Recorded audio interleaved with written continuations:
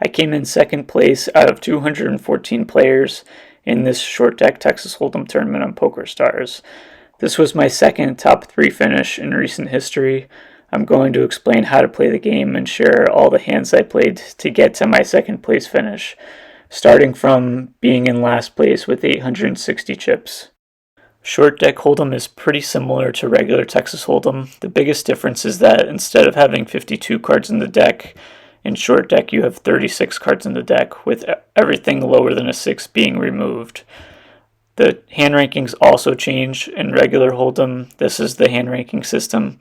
In short deck, the flushes are harder to get, so they become more valuable than full houses. Another thing I'll point out is with the straights, the ace can be a high or a low to a straight in regular Hold'em. Those are both good straights.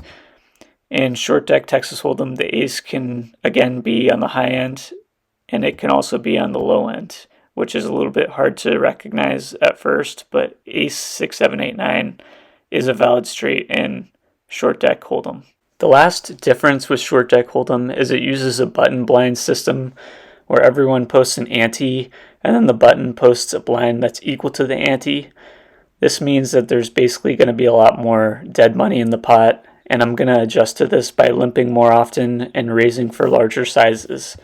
This is a visual that I created when I first started playing short deck. It gives you an idea of how strong certain hands are in this game based on your knowledge of regular Hold'em. So the 10 is a medium kicker in short deck, so I think of it as being like an 8 in regular Hold'em. So if I was dealt a hand like ace 10, I would think, okay, how would I play ace 8 in regular Hold'em? So that's kind of how I first learned to play the game. It gave me a general idea of how strong certain hands are. So now let's get back to the game. I start off doubling up with Jack 10 suited. Equities between hands run a lot closer in this game, so you don't want to be afraid to put your chips in. The antes are already starting to get pretty big at this point too, so I'm going to be going all in quite a bit.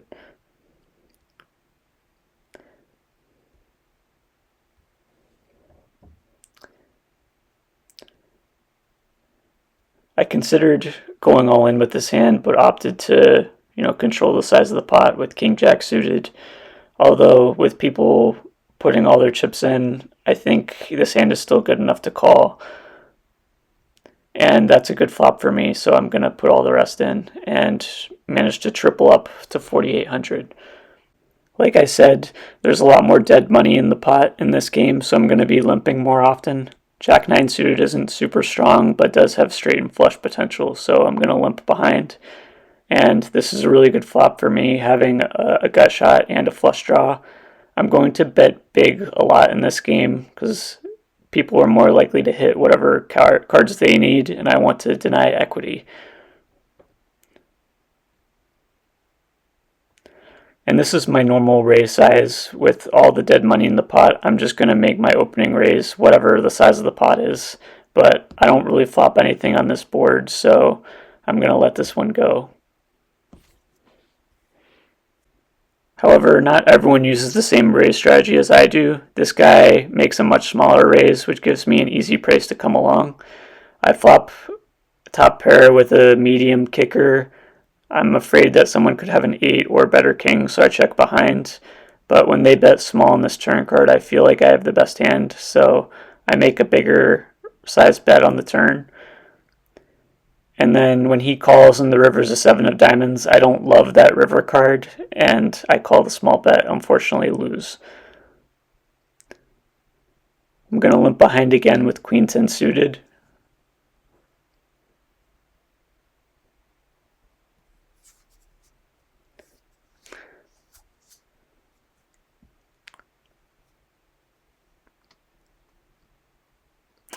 I now have a combo draw and a pair, so I'm going to put some chips in and try and get people to fold.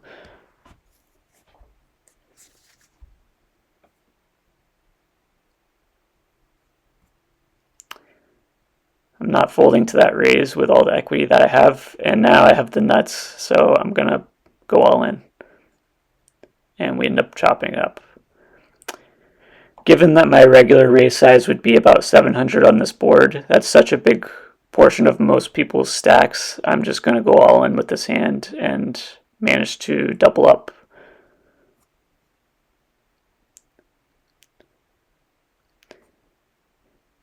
And again, I'm going to make my raise size the size of the pot. I'm going to add 1,000 to my original bet.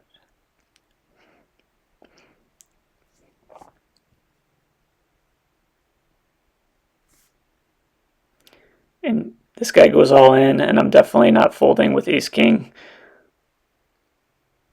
I'm actually the favorite, but like I said, equities run a lot closer in this game, so you're going to lose with the best hand more often, which can be kind of frustrating.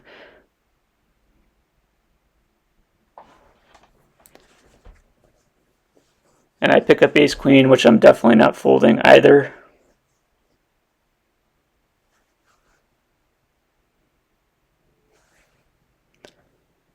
And manage to have the best hand, which holds, so I pick up a lot of chips there.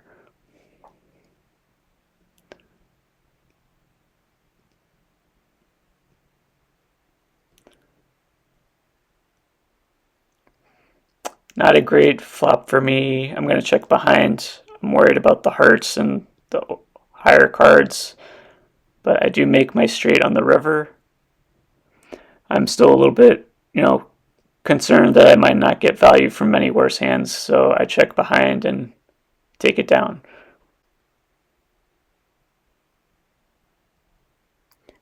I check back 10-8 offsuit, which is a pretty bad hand in this game. I could have considered betting the flop, but I opted to check back this time. And now with my straight draw, I'm opting to check again. I don't want to bet and get check raised, and I'm happy to see a free river card, which gives me a straight. And I'm going to bet bigger to try and make it look like a bluff, but he doesn't give me anything. And like I said, my normal raise size will be the size of the pot, but given that the pot is getting so big relative to the stack sizes of my opponents, I'm going to start going all in a lot more at this point. And I'm going to speed through this part because I actually go all in 4 times and win every single time, so just getting lucky, but I accumulate a big stack now. Going to check behind ace-9 offsuit. I flop middle pair, which is good enough to continue versus a small bet. And then I flop 2 pair, and facing 2 checks, I'm going to put the pressure on here. And I managed to take it down. This hand is a little bit splashy by me in hindsight. I don't know if I played this one correctly. I end up going all in with king-jack. Luckily, I do end up getting it in with the best hand, but it does not hold up this time. And I'm also a little bit splashy with this hand too. I think versus the stack sizes of my opponents, I could have just made it a bigger size, like 2,000, but I do end up shoving it, and they both fold it to me. I'm going to speed through this again. I end up getting 2 more knockouts.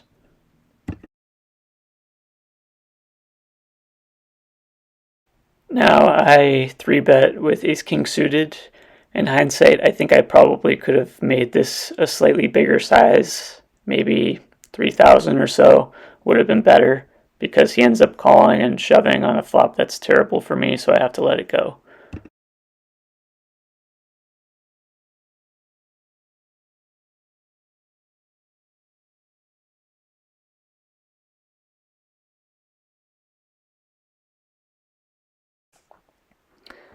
Ace-10 isn't as good in short deck as it would be in regular hold'em, but I'm still going to attack this limp.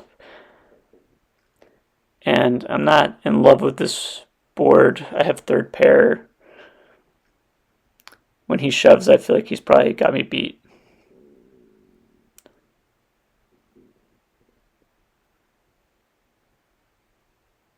Choosing to limp in with 10-9 suited.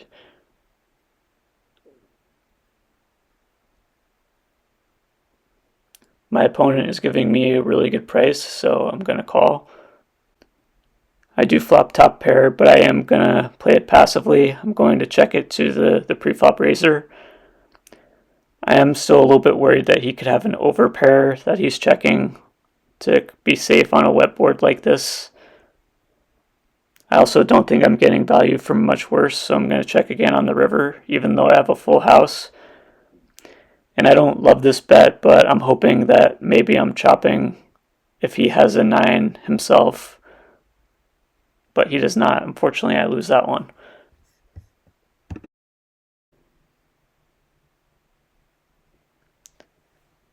I make a somewhat big shove here. I don't regret this play. Jacks is a strong hand, but it's pretty vulnerable in short deck.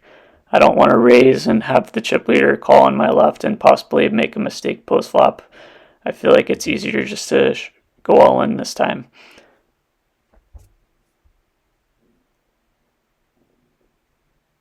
Now that I have a little more chips, I am going to try raising with ace queen.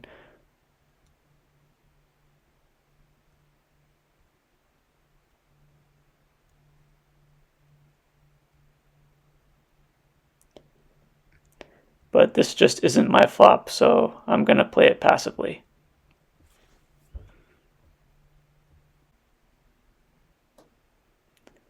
The blinds are bigger now, and I did take a hit in the previous hand, so I'm going back to my all-in strategy. And I get lucky to get called by something worse, and my aces hold up for the big double.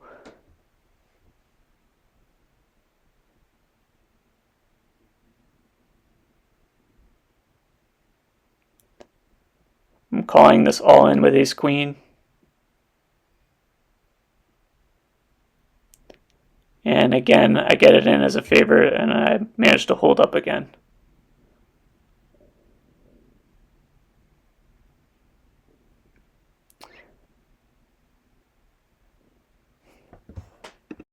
And I flop top pair, but I've got the worst possible kicker, and I'm losing against a 9, and there's 3 players in the pot, so I'm going to play this one passively.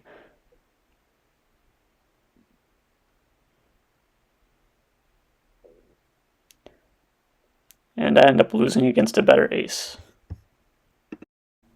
Now I'm playing sixes against the chip leader.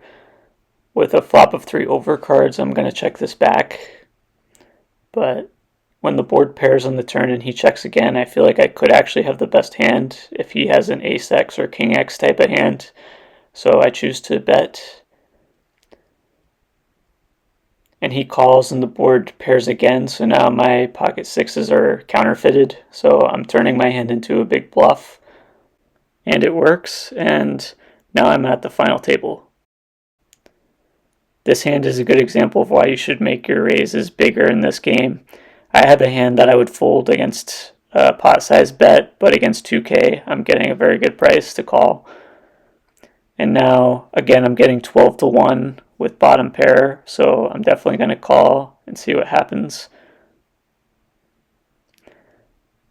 When my opponents raise, I feel like I have the worst hand, but I'm getting 16 to 1, and there are some good turn cards for my hand, like a queen, 7, or maybe a jack. I do make an open-ended straight draw, which is good enough for me to call on this board. It is short deck, so I am more likely to hit my outs, and I do make the straight draw. Now I feel pretty good about my hand, and I'm going to go for some value. And luckily, I managed to get a call from one of my opponents.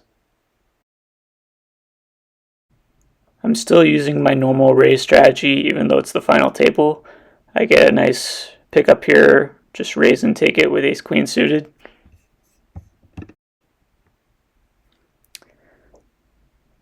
Again, I get a very cheap price to call with the hand that I have, and I flop a flush draw, which is pretty nice. It's important to remember that flushes are better than full houses in this game, so I'm not worried about the paired or the set on the board, but the bets here are so big I have to get out of it. So now I'm in the final 3, and I'm pretty solidly in second place. I'm going to err more on the side of caution until Ace McGurk busts out. Luckily, I flop a gut shot, and the chip leader doesn't put pressure on me here, so I get a free turn card. I like my hand, but I don't think I'm getting value from much worse, so I'm going to continue playing it cautiously. And I'm going to continue playing it passively and manage to hold with the best hand.